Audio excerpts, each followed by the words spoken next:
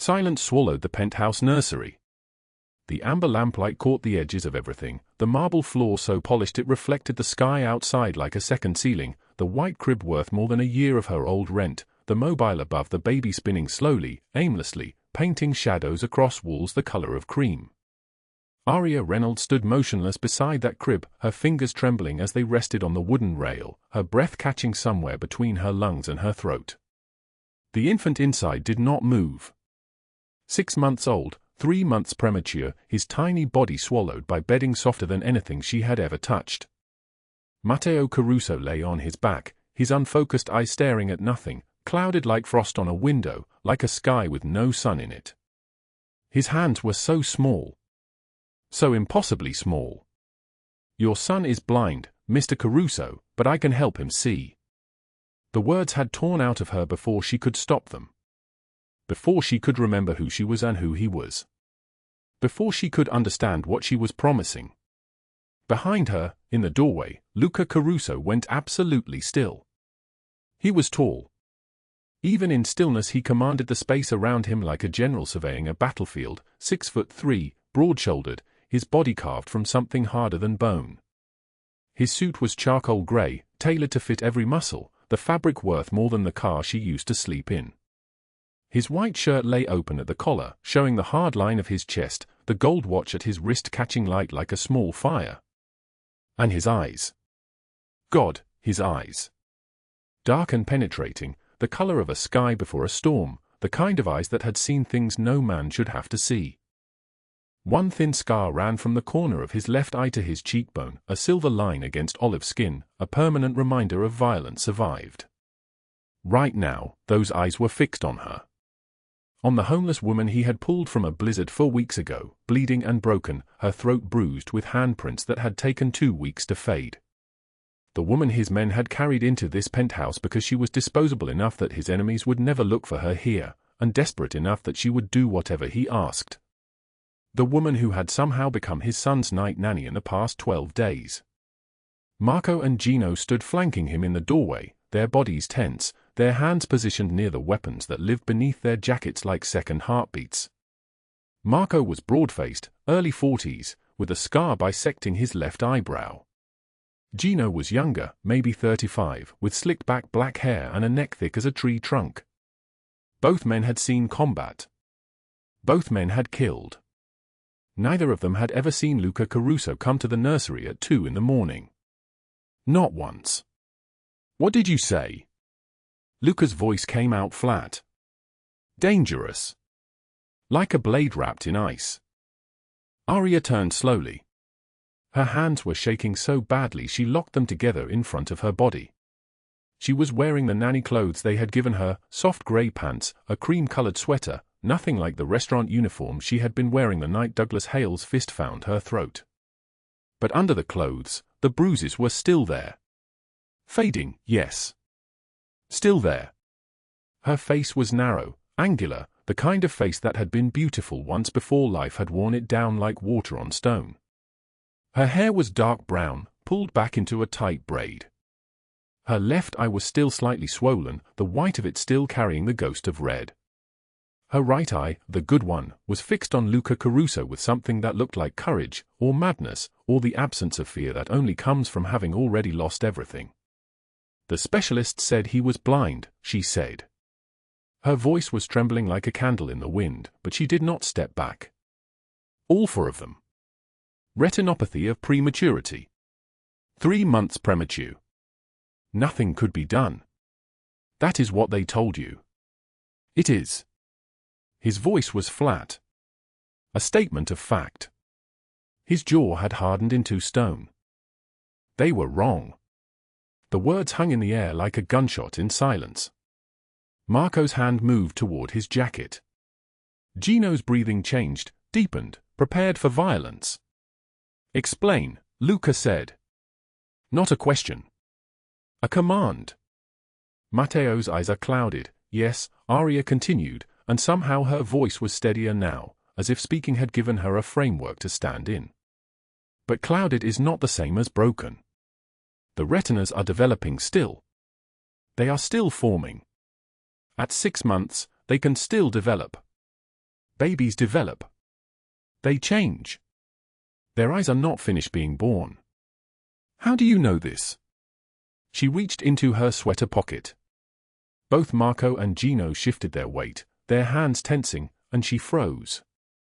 I am reaching for something, she said quietly. Nothing dangerous.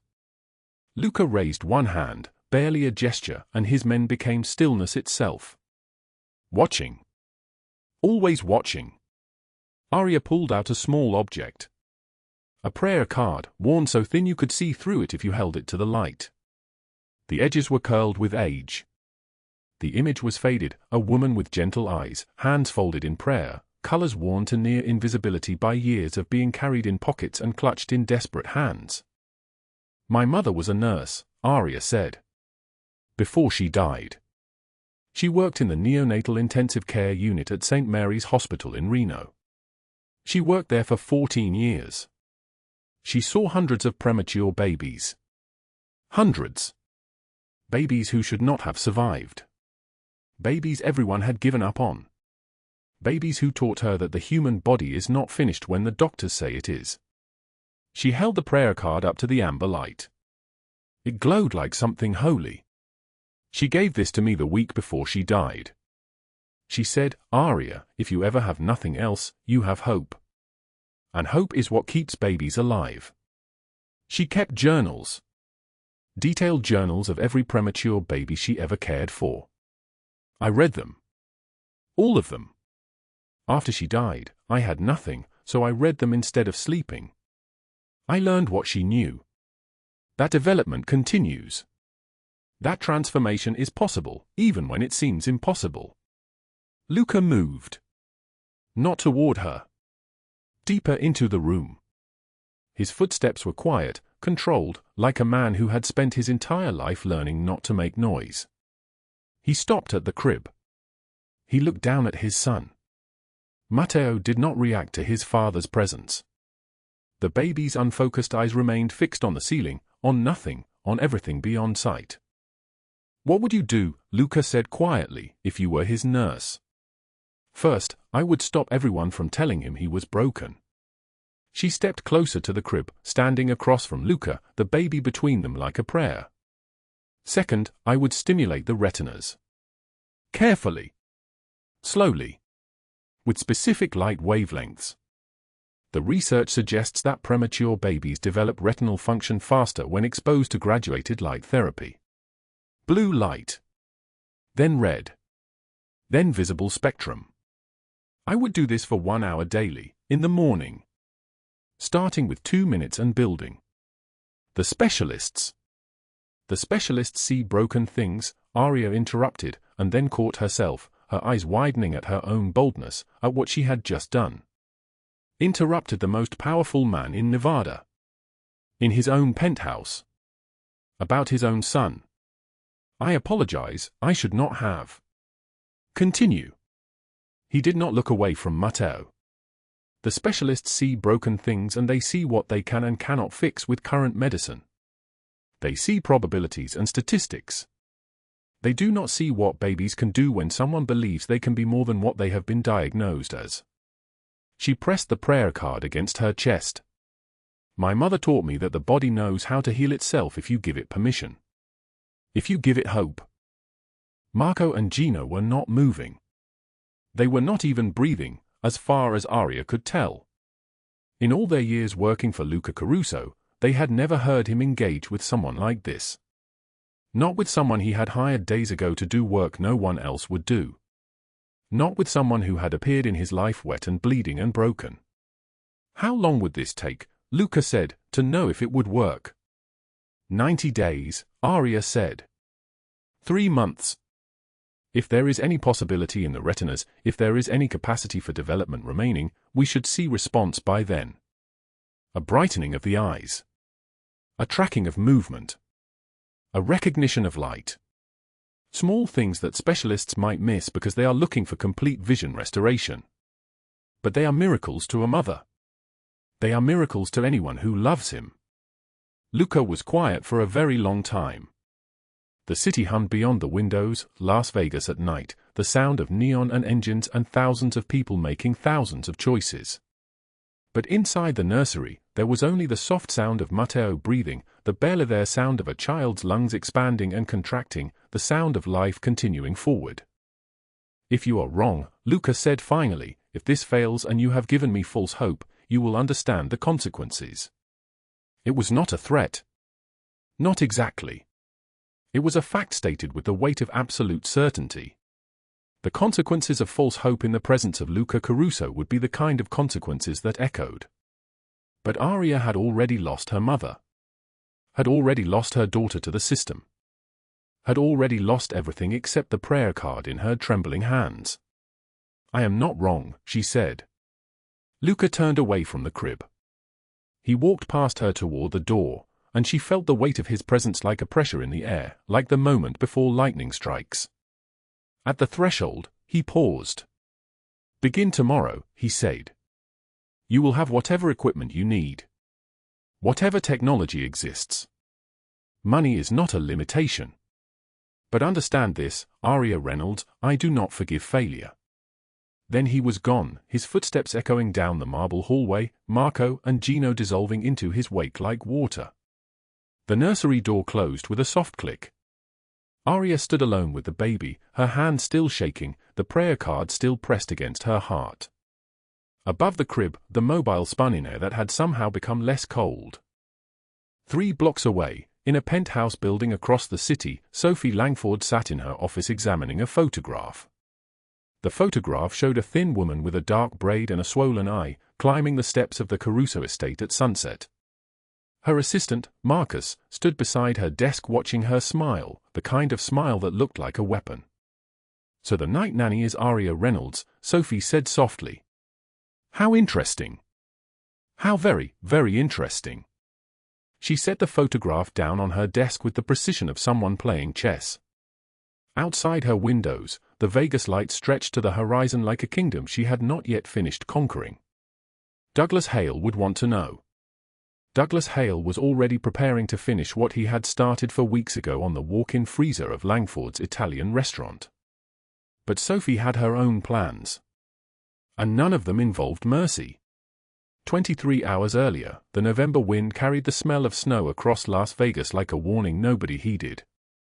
Aria Reynolds woke in the back seat of her 1998 Honda Civic, her breath fogging the window in small clouds that disappeared almost as soon as they formed. The car was parked behind the 5th Street laundromat, squeezed between 2 dumpsters, invisible to the world the way she had learned to be invisible. She had been sleeping in this car for 8 months now. 8 months since the eviction notice. 8 months since Emma was taken. She sat up slowly, her neck stiff from the awkward angle against the door.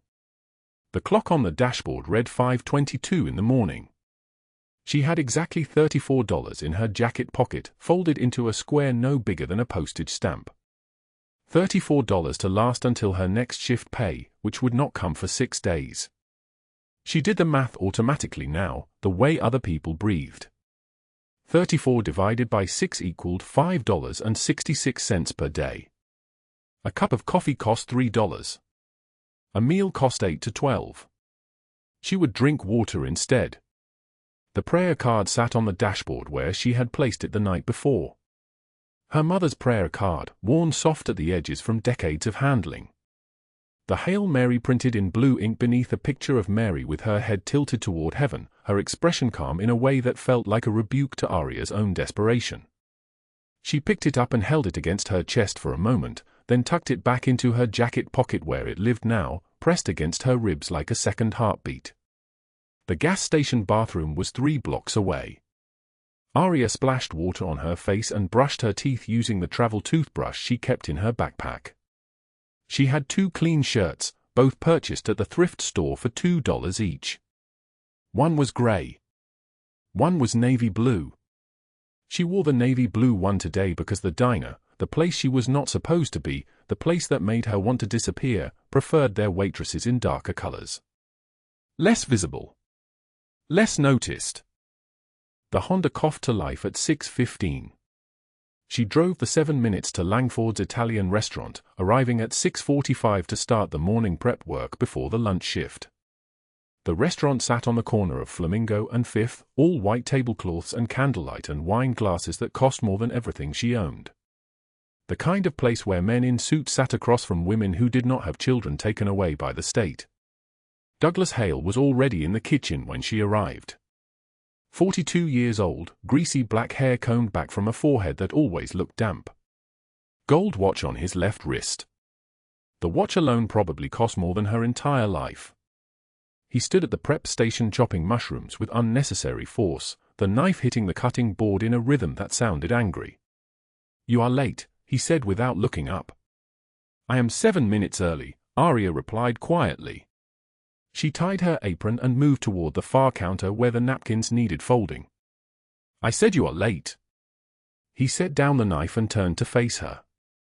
"There is a party of 20 coming in at 7 o'clock tonight. Private event. You will work the entire shift. You will work the party. You will not leave until I tell you that you may leave." She did not ask what time that would be. She already knew the answer. It would be midnight or later. It would mean missing the soup kitchen that served dinner at 9 o'clock, the one place she could eat without spending money. It would mean another night on the street, waiting in her car, counting the hours until dawn. "I cannot work a double shift today without pay," she said. Her voice did not shake. She had practiced not shaking. "We agreed that unpaid shifts would only happen once per month. That was the arrangement we agreed to." Douglas Hale set down the knife with deliberate slowness. He walked toward her, each footstep heavy, measured, unhurried. The kitchen was suddenly very quiet. Even the sound of water running in the sink seemed to stop. "You cannot," he repeated. "You think you have a choice here? You think you are in a position to negotiate?" He was close enough now that she could smell his cologne, expensive and suffocating. "You work for me. You work when I tell you to work. You do what I tell you to do. And if you do not like this arrangement, there are 50 women outside this kitchen right now who would take your job for minimum wage and the privilege of not complaining." Aria stepped backward. There was a walk-in freezer behind her, the metal door cold against her back even through her shirt. She had nowhere else to go. "The tips," she said quietly. "The money you have been keeping. $6,000 in 6 months. I have been keeping a ledger. I can?" His hand came up like it was not connected to his body, like it was moving of its own volition. His fist closed around her throat, and suddenly the kitchen was not quiet anymore. Suddenly the kitchen was full of the sound of her choking, struggling for air that would not come. He slammed her backward against the freezer door, and her skull connected with metal that felt like ice and stone. Black spots bloomed at the edge of her vision. "You think anyone believes trash like you?" His voice came from very far away now, distorted, echoing. "You think anyone cares what you say? You are nothing. You are less than nothing. You are a parasite that eats what does not belong to you, and if you ever speak about this to anyone, if you ever think about reporting anything, I will make certain that your daughter never finds her way back to you. Do you understand me? She will forget your face.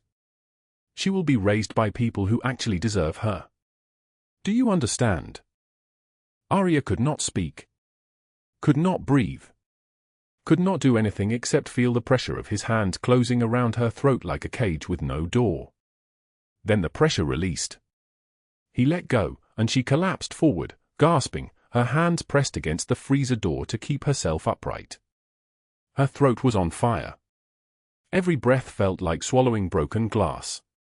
Sophie Langford stood in the office doorway, watching.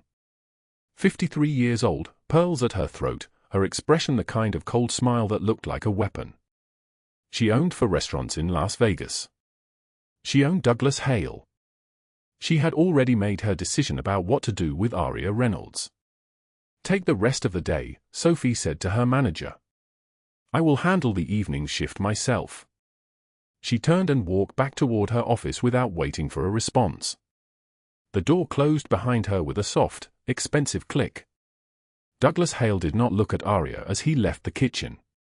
He simply walked out, and his footsteps echoed away down the hallway, fading into nothing. Aria stood alone in the kitchen, her hand pressed against her throat, trying to breathe. The marble floor beneath her feet was so clean it reflected the light. She could see her own reflection in it, distorted, broken into pieces. She did not cry. Her tears had dried up somewhere on a Greyhound bus 8 months ago, when she lost custody of Emma to a system that decided a homeless mother was not fit to raise a child.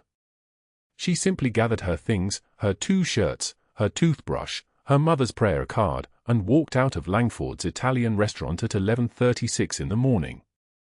The November wind had teeth. It tore through the parking lot like something alive, like something with purpose. By the time Aria reached her car, the first flakes of snow were falling from a sky that had turned the color of old bruises. She sat in the driver's seat and started the engine. Her vision was fractured through her swollen left eye. She could still feel the pressure of his hands on her throat. The handprint bruises were already blooming across her neck in shades of purple and blue, already beginning to look like something permanent. She drove blind into the Nevada storm, the Honda struggling against the wind, her knuckles white on the steering wheel. The highway stretched before her, disappearing into white static. No other cars. No lights except the occasional glow of a house pulled back from the road, safe and warm and impossible. 40 miles outside the city, her engine seized. The car shuddered, coughed, and died. She was alone on a barren stretch of highway with nothing but darkness in every direction. The storm was closing in now, the wind so strong it rocked the car back and forth. She tried to start the engine again. Nothing. Again. A groan, then silence. Aria rested her forehead on the steering wheel. She whispered her daughter's name into the darkness. Emma. Once. Twice. 3 times, until it felt like a prayer. She did not know that 3 blocks away in Las Vegas, Sophie Langford was already making a phone call. She did not know that the photograph of her climbing the Caruso estate steps at sunset had already been forwarded to every person in Sophie's network. She did not know that in exactly 17 minutes, 3 black SUVs would materialize through the snow like judgment itself, carrying a man who had just learned that mercy was a weakness his brother had exploited, a man who was already running from his own betrayal, a man who had never saved anyone in his entire life. The wind howled. The snow fell. And in the distance, the sound of engines approached through the darkness like a door opening to something neither of them could predict. The wind screamed across State Route 157 like something alive and hungry. Aria's breath fogged the windshield in short, panic bursts. Her swollen eye throbbed with each heartbeat, the vision in it fractured into 1,000 shattered pieces. The 98 Honda shook against the gusts, the heater broken since October, the defroster struggling to keep up with the blizzard pressing in from all sides. Snow accumulated on the road faster than the wipers could clear it. She could barely see 10 feet ahead. The speedometer read 20 miles per hour, and even that felt reckless. The storm had come from nowhere, swallowing the highway in white static. Behind her, Las Vegas was already beginning to feel like a nightmare she might wake from. Ahead was nothing but darkness and snow and the sound of her engine laboring against the cold. Her throat burned where Douglas Hale's hands had crushed her windpipe. The handprint bruises wrapped around her neck like a collar, like a mark of ownership, like a curse she could not erase. She touched the tender skin gently with 2 fingers, flinched, and gripped the steering wheel tighter. $34. That was all she had. The bills were folded in her jacket pocket, worn soft from being counted 1,000 times, from being divided into segments of survival. Gas money, food money, maybe enough for one night in a motel if she could find one that did not ask too many questions. After that, the math ended. The road just stopped. She whispered a name into the darkness. Emma. Once. The word hung in the cold car like a prayer that had nowhere to land. She whispered it again. Emma. Her daughter's face was so clear it hurt. 6 years old. Dark eyes. That gap in her front teeth from losing a baby tooth last spring. Emma had been living with the state for 8 months now, fostered by a woman named Patricia who did her best but who was not a mother, could not be a mother, because Emma already had one and the court had decided that one was not enough. Not yet. Not until Aria could produce proof of stable housing and employment and a salary that proved she had crawled out of the gutters deep enough to be trusted with a child again. The lawyer's voice echoed in her memory, precise and clinical, $125,000. That was the cost of getting Emma back. Not the full cost. That figure covered the lawyer's fees, the documentation proving Aria's rehabilitation, the apartment deposit, 3 months of rent in a neighborhood where CPS would approve of a child living. 2 weeks. The court date was in 14 days. She had been walking every street in Las Vegas looking for work, looking for anything. Every restaurant, every hotel, every business had a line of people waiting. And when they saw her, bruised throat, swollen eye, desperation written across her face in letters of exhaustion, they all said the same thing. "We'll call you." They never called. The car began to shudder. Aria leaned forward, the motion sending a spike of pain through her ribs. Hale's fist had landed there too. She had felt something crack, or maybe pop, or maybe it was just the sound of hope dying. The engine made a sound like a man choking. The RPM gauge danced erratically. She tried to ease off the accelerator, tried to keep the car steady, but the shuddering intensified. No. No, no, no. The engine seized. Not gradually. Not with warning. The car simply died. The power steering went slack. The lights dimmed and died. The car drifted to the right, and Aria steered into the skid with instincts born from 3 years of sleeping in that car, of knowing its moods and mechanics the way a prisoner knows the sounds of their cell. The Honda rolled onto the shoulder, tires catching on frozen gravel, and came to rest. Silence. The wind was still screaming, but it sounded very far away now. Aria tried the ignition. The starter motor turned over with a grinding sound that made her teeth ache. She tried again. A groaning noise, like something dying slowly. The engine was cold. The battery was old. Neither of them wanted to work anymore. She rested her forehead on the steering wheel. The plastic was cold against her skin. She could feel her heart hammering against her ribs, each beat sending a spike of pain through her chest. Outside the windows, the world had become completely white. She could not see the road. She could not see the desert beyond it. She could not see anything except the snow and the darkness and the particular kind of loneliness that comes at 1:47 in the morning on a highway that nobody uses. Her hand moved to her jacket pocket. The prayer card was still there, worn soft from being touched thousands of times. Her grandmother's prayer card, printed in Spanish and English, an image of Our Lady of Guadalupe on one side and a prayer on the other. Aria had carried it for 7 years, through 3 failed relationships, through Emma's birth, through every eviction and job loss and moment of absolute despair. She pulled it out now and held it in both hands. The words were almost invisible from where. By your miraculous power, Mother of God, help those who are sick and suffering.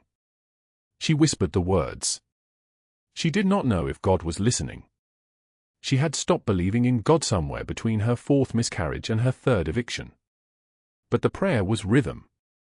The prayer was proof that someone, once, had believed hard enough to write it down and print it and send it into the world. She got out of the car. The cold hit her like a physical blow. The wind came from the north and pushed her backward, and she had to grip the car frame to keep from falling. Her breath became visible immediately, freezing into clouds that the wind scattered. The snow was knee-deep on the shoulder, powdery and light, and she sank into it as she walked around the vehicle. The engine block was still warm. There might be an ice crystal somewhere in the fuel line, or the battery might have finally surrendered, or the alternator might have given up the ghost. It did not matter. She was not a mechanic. She was a waitress who had been fired for refusing to work unpaid overtime and for having the audacity to ask for the tips that customers had left for her, tips that Sophie Langford had been pocketing for 6 months. She could take coffee orders. She could remember whether someone wanted cream or sugar. She could not fix cars. She fell to her knees beside the vehicle. The snow was cold enough to burn. Her jeans soaked through immediately, the moisture beginning to freeze. She pressed one hand against her ribs where the pain was worst, and her palm came away wet. She was bleeding. She could not remember when that had started, could not remember if she had fallen or if Hale's fist had actually split her open that badly. The darkness and the adrenaline and the driving had made it all blur together into one continuous moment of running. She whispered her daughter's name again. Emma.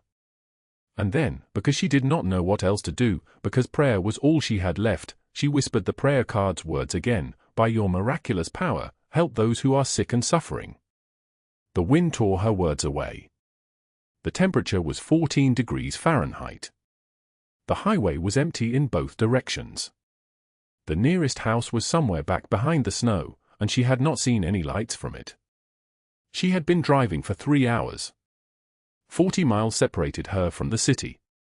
No one knew where she was. No one was looking for her.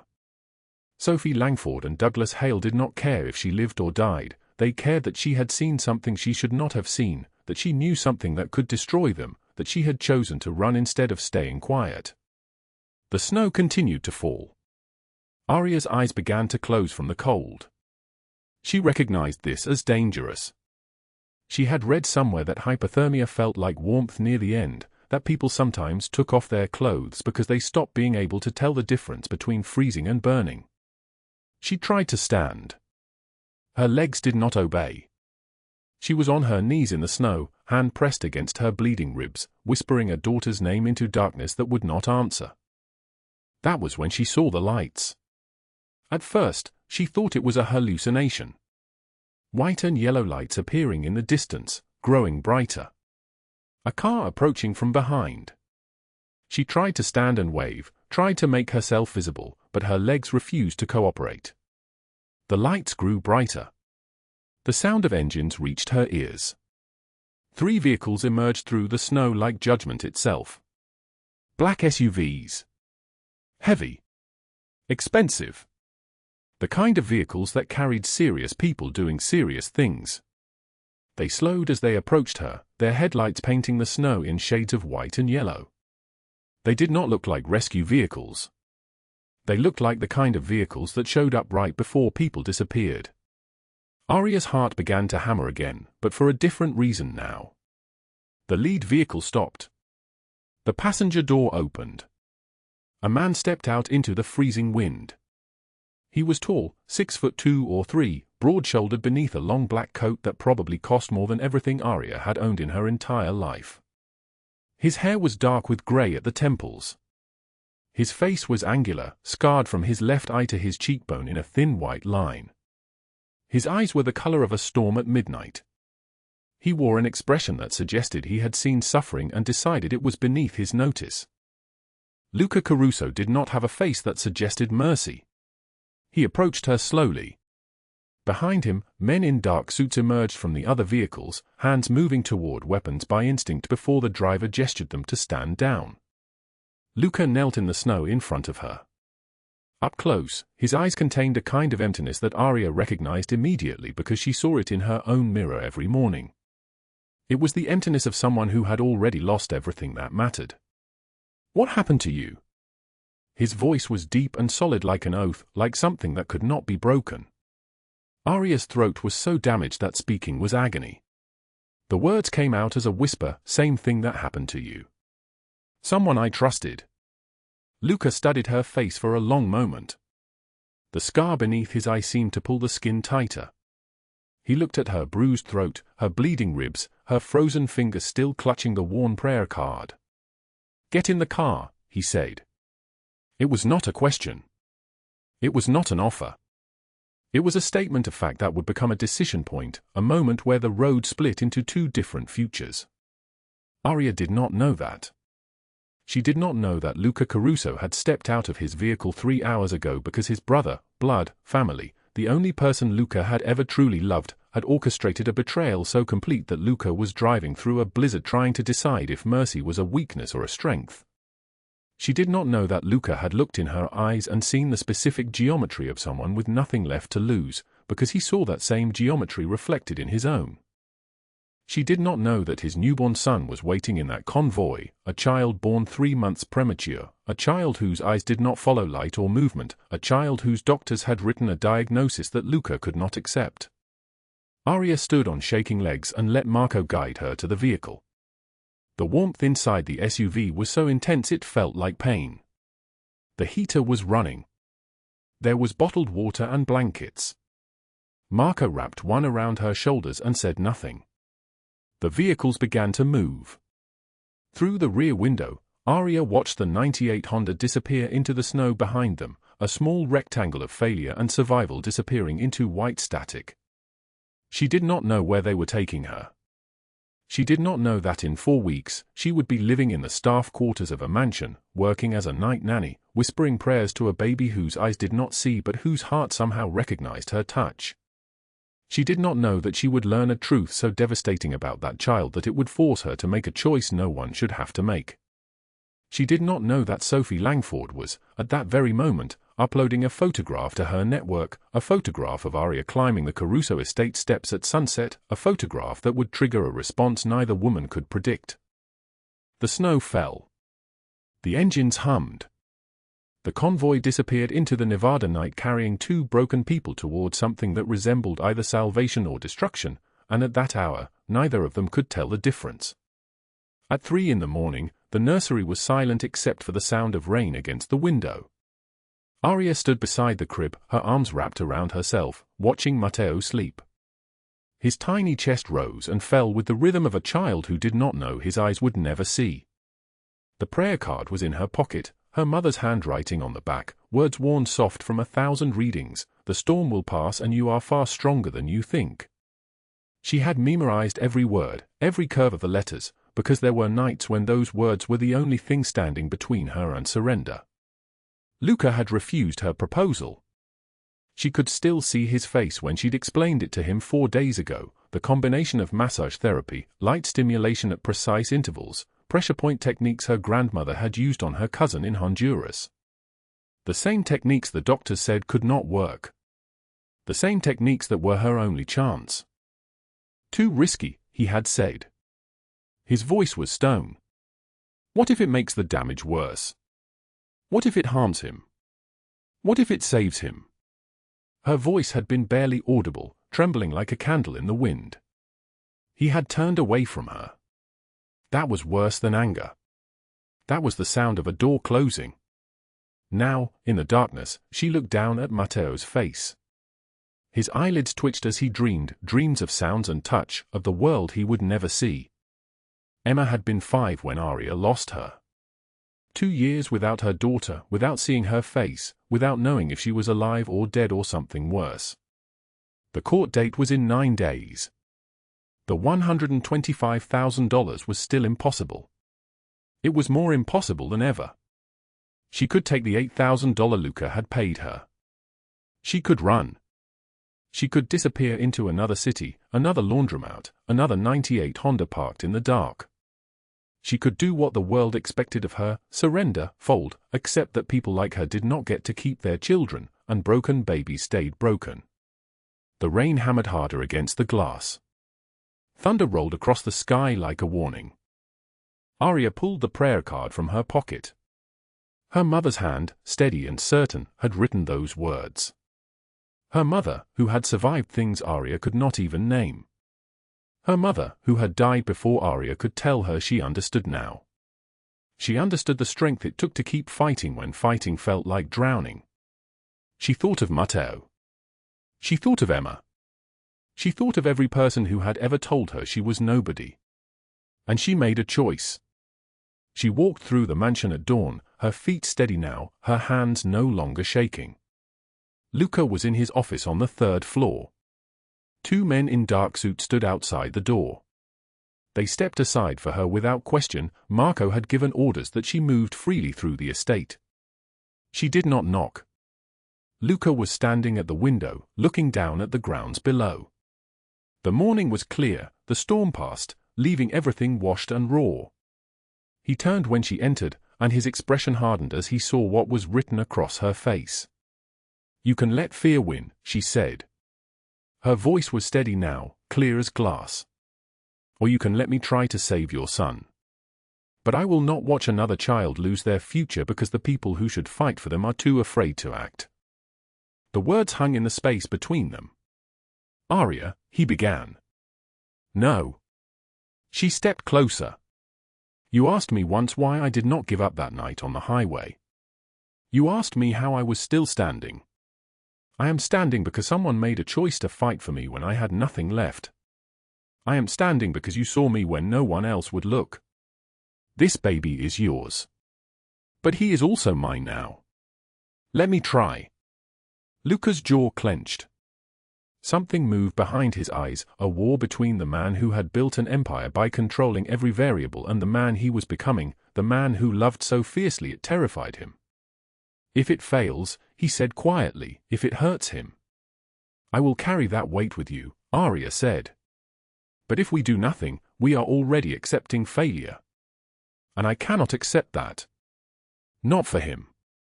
The silence stretched. Then Luca nodded once, a gesture so small it was almost invisible. "Start tomorrow," he said. "I will arrange the equipment you need."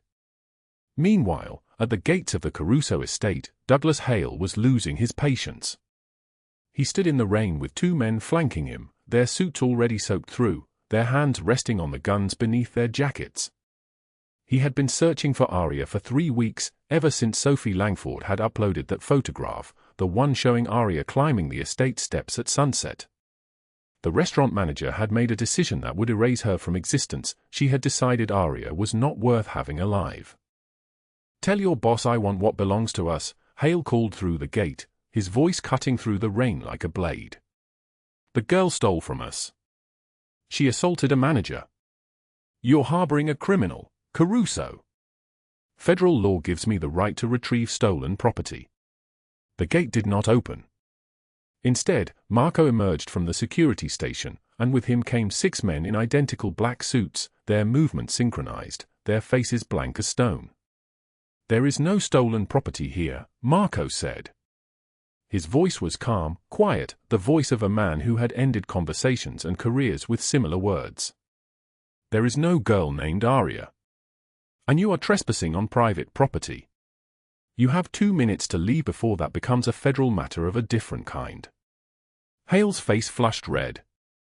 Behind Marco, through the window of the security office, Luca watched.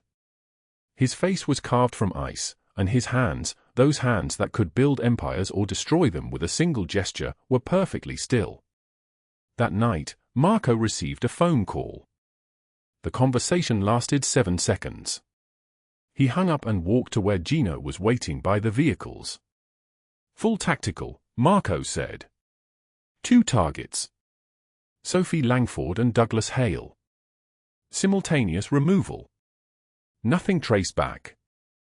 Clean disappearance. Gino asked. "The kind they write about in missing persons files and never solve," Marco replied. The next night, at precisely 11:45, 12 men in black moved like ghosts through Sophie Langford's restaurant. They entered simultaneously, through the kitchen, the loading dock, the office. They moved without sound, without hesitation, like men executing a choreographed dance they had performed 1,000 times before. Sophie Langford was in her office counting receipts, a ledger open before her, her pearl necklace catching the light of the desk lamp. The door opened and Marco filled the frame, his silhouette backlit from the hallway. "Gentlemen," Sophie said, not looking up. She was a woman accustomed to authority, to being obeyed. If this is about that girl, she was a thief and a liar. She stole tips. She broke dishes. She was nothing but Ms. Langford. Marco's voice was quiet. "You're not going to federal prison. You're going somewhere much worse." She looked up then, and the color drained from her face as she understood. As she saw the men positioned at every exit. As she comprehended, in that moment, that her network of lawyers and connections and influence meant nothing in this room. She tried to stand. Someone moved, and she fell back into her chair. The pearl necklace broke as hands gripped her arms, the beads spilling across the floor like teeth, rolling into the shadows beneath the furniture. She screamed. She pleaded. She invoked every name she knew, every connection, every favor. No one answered. The black van was waiting in the alley. The doors closed on her voice mid-scream, and then there was only the sound of the engine, and the rain, and the absence where a woman had been. 3 blocks away, Douglas Hale received a phone call at his apartment. He thought it was Langford calling with information. He opened the door to men in tactical gear who moved like shadows, who had no words for him, no explanations. He collapsed on his knees, trembling like a cornered animal, begging and sobbing as they zip-tied his wrists and dragged him toward the waiting vehicle. "Please," he whispered. "Please, I was just following orders." No one listened. His words dissolved into the sound of the closing door, the engine, the disappearance. By morning, Sophie Langford and Douglas Hale had ceased to exist in any way that mattered. There would be missing persons reports filed, investigations opened and closed without answers, questions asked that would never receive resolution. They had been erased from the world not through death, which would have been too quick, too easy, too merciful, but through systematic removal into a darkness from which no light penetrated. Back at the estate, Aria began Matteo's treatment at dawn. The light therapy device was warm against the baby's eyes. Her hands, calloused and small, moved with extraordinary gentleness across the delicate skin around his eyelids, following the pressure points her grandmother had mapped generations ago. The baby did not cry. He made small sounds, like a child trying to understand something just beyond his reach. Aria whispered to him. "You are going to see," she said. "I promise you. The storm will pass, and your eyes will open, and the world will be waiting to show you everything." Outside, the rain had stopped. The sky was clearing. 6 weeks of light and shadow and a mother's hands moving with the precision of prayer. That was how Matteo Caruso learned to see. The first week began in silence.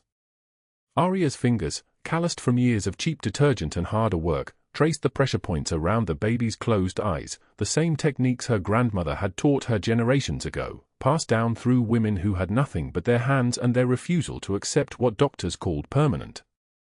The light therapy device sat on the mahogany table beside the crib, warming to exactly 45 degrees, designed to stimulate the dormant pathways in Matteo's optic nerve.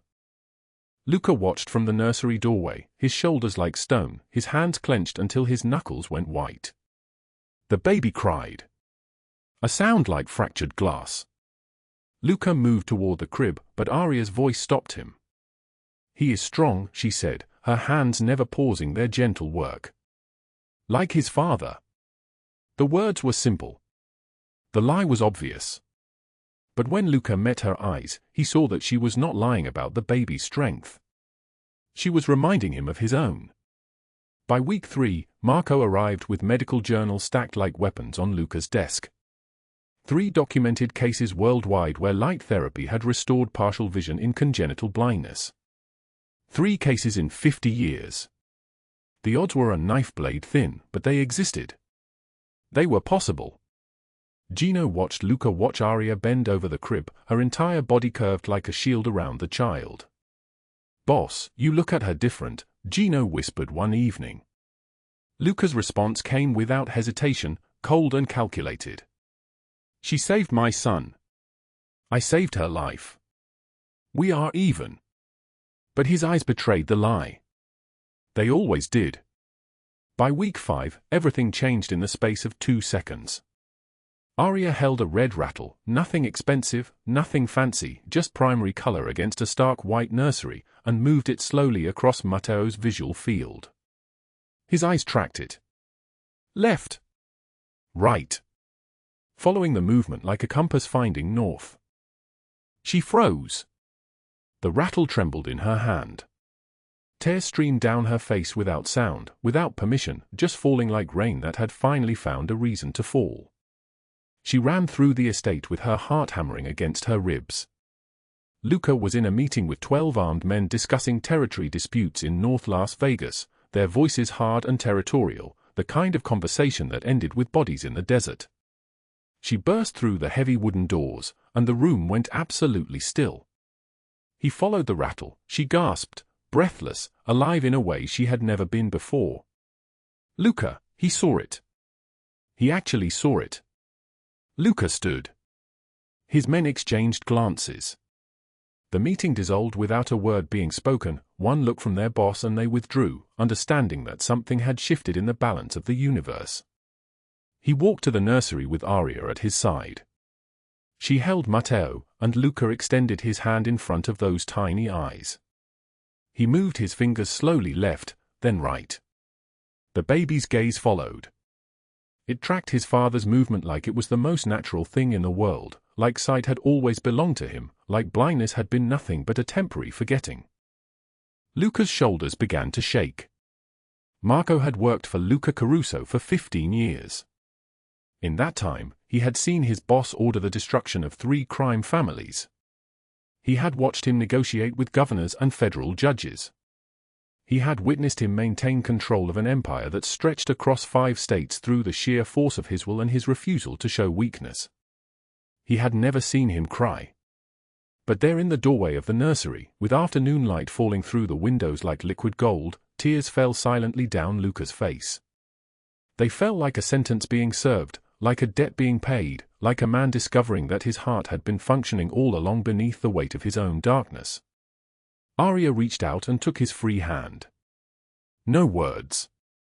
Just the grip of 2 people who understood that miracles were not given, they were fought for, built brick by brick, earned through the kind of love that does not negotiate. Week 6 brought a pediatric ophthalmologist to the estate. Luca trusted him the way he trusted very few people, which was to say he had paid him $50,000 in advance and another $50,000 waiting after, with the understanding that discretion was not negotiable. The examination took 40 minutes. The doctor's instruments were precise. His questions were measured. His final verdict came like a sentence being read. "I do not know how this is possible," the doctor said, his voice steady but his hands trembling slightly as he wrote his notes, "but your son can see. Not perfectly, he will need glasses eventually, perhaps contacts as he grows, but he can see shapes, colors, faces. The restoration is incomplete but stable. This is medically extraordinary. I have no explanation for it." Luca turned to Aria, who was standing in the corner of the examination room trying to make herself invisible, the way she had learned to do in rooms where she did not believe she belonged. He crossed to her, and his hands found hers. His hands, hands that men feared, hands that had built empires and destroyed armies, trembled when they held her. "You did the impossible," he said. Aria's voice was barely a whisper, barely there at all, like wind moving through an empty house. "You saved my life that night. I had already saved his." The mutual rescue was complete. Bound by shared darkness. Transformed by shared light. But what neither of them knew yet was that Luca had already made arrangements that would change everything again. 8 days later, Aria woke in the staff quarters before dawn. This was the morning of her court date. The morning she would fight to bring Emma home. The morning that would determine whether she was strong enough, worthy enough, brave enough to be called a mother by the law. She dressed in the only professional clothes she owned, a navy blazer and pressed slacks donated by Luca's housekeeper, with a white blouse that still had creases from the package. She had saved $8,000 from her nanny salary. The lawyer had quoted $125,000. The gap between those numbers felt like the distance between earth and sky. She walked to the kitchen expecting Marco to be waiting with the car keys. Instead, Luca sat at the breakfast table in a dark tailored suit, holding an envelope that looked thin enough to disappear. "You are not going to court alone," he said. He slid the envelope across the marble countertop. Inside, a check for $125,000. A lease agreement for a 3-bedroom apartment in Aria's name, paid for 1 year, in a neighborhood where children played in safe yards and school bells rang at reasonable hours. A letter from Luca's attorney offering her permanent employment at $85,000 annually as Matteo's primary caregiver and child development specialist. Her hands shook so badly she could barely hold the papers. "I cannot accept this," she said. "It is too much. This is—" "You gave my son his sight," Luca interrupted, and his voice was different now, softer, stripped of all the armor he wore like a second skin. Let me give you back your daughter. She broke. The kind of breaking that is actually healing, that is the sound of walls coming down because they were never meant to stand forever. Luca embraced her, not as employer and employee, but as two people who had found each other in a blizzard and refused to let go. The courthouse was cold and institutional and full of the smell of old paper and fluorescent lights. Aria appeared before the judge with Luca's attorney at her side, with documents in perfect order, with housing secured and income verified and a future that looked like something real. The judge reviewed everything with the expression of someone who had heard 1,000 promises and believed in very few of them. "Why should I believe this time is different?" the judge asked. Aria stood. She had rehearsed no speech. She had prepared no testimony. She simply spoke the truth that had been beaten into her bones through 6 weeks of learning that miracles were possible. Because I learned that miracles do not happen to people who give up. They happen to people who keep fighting even when the storm is howling and they cannot see the road ahead. My daughter deserves a mother who fights. I am that mother. The judge granted custody. Emma was brought into the courtroom, 6 years old, dark curls, a shy smile that had learned not to trust the world too early. She saw Aria and something in her face changed. Some locked door opened. She ran into her mother's arms, and Aria dropped to her knees on the courtroom floor because her legs could not hold her up under the weight of this joy. Luca watched from the back of the courtroom with Marco and Gino flanking him like shadows. Marco whispered something Aria could not hear. Luca's response came quiet and absolute, "No. I am getting even. She saved my son. I saved her daughter. Now we are both free."